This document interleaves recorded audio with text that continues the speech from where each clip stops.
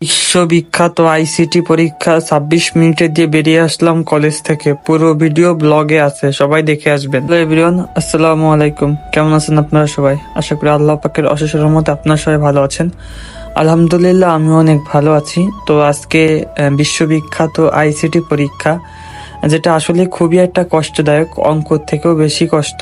6-7-এ যাকে অবহেলা করতাম, সে এখন জীবনের বড় একটা হয়ে এসেছে ইন্টারের বইতে।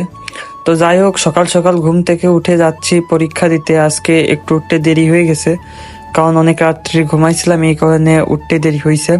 তো সকাল সকাল উঠে অনেকখানি হাঁটার পর একটা রিক্সা পাই, আর রিক্সা উঠে সোজা কলেজে চলে আসি। এসে দেখি আমরা যে কয়জন বন্ধু বান্ধব এক জায়গায় বসবো, তারা সব রেডি হচ্ছে বসার জন্য। তো যাই হোক, বসে পরীক্ষা দিয়ে বেরিয়ে আসি। তো আমার পরীক্ষা একটু আগেই হয়ে গেছিল, কারণ আমি কিছুই পারতেছিলাম না। স্যার ম্যাডাম বললো না পারলে খাতা দিয়ে চলে যাও। তো বলতে দেরি হলো, খাতা দিতে দেরি হয়নি আমার।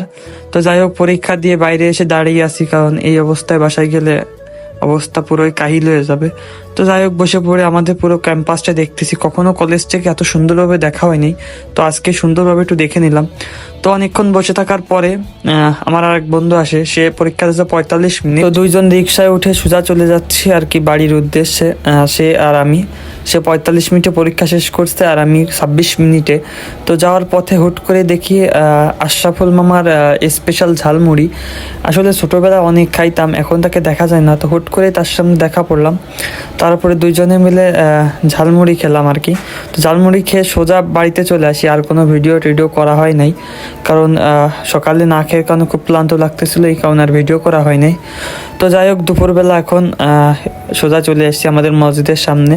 এসে দেখি পোলাপান হই হুল্লোড় করতেছে, আর এদিকে আমার ভাই সিয়ামের ছোট ভাইকে ক্লাস নিচ্ছে আর কি। ওর ভাই সম্পর্কে বলতেছে কেমন কি দেখি অবস্থা। এই যে দেখতে পাচ্তেছেন, এর নাম হচ্ছে সিপাত। তো এরপরেই হুট করে ফোনটা আলাজ নিয়ে নেয়, আর আমরা সবার রুমের মধ্যে আছি। আলাজের চক্রা বকরা নাচ দেখে তো পুরোই অবাক আর কি। তো তারপরে আমরা সবাই মিলে একটু ক্যারাম বোর্ড খেলতে যাই। আমাকে ঝালমুড়ি খেতে দিয়ে বলে খা, আমরা একটু ক্যারাম বোর্ড খেলে নিই। তো তারা ক্যারাম বোর্ড খেলতেছে, আর আমি বসে পড়ে ঝালমুড়ি খাচ্ছি। ওদেরই টাকায়, সমস্যা কি। তো অনেকক্ষণ ধরে খাওয়ার পরে শেষ পর্যন্ত খেলা শেষ হয়, আর পর কোনো ভিডিও নেওয়া হয়নি। ধন্যবাদ।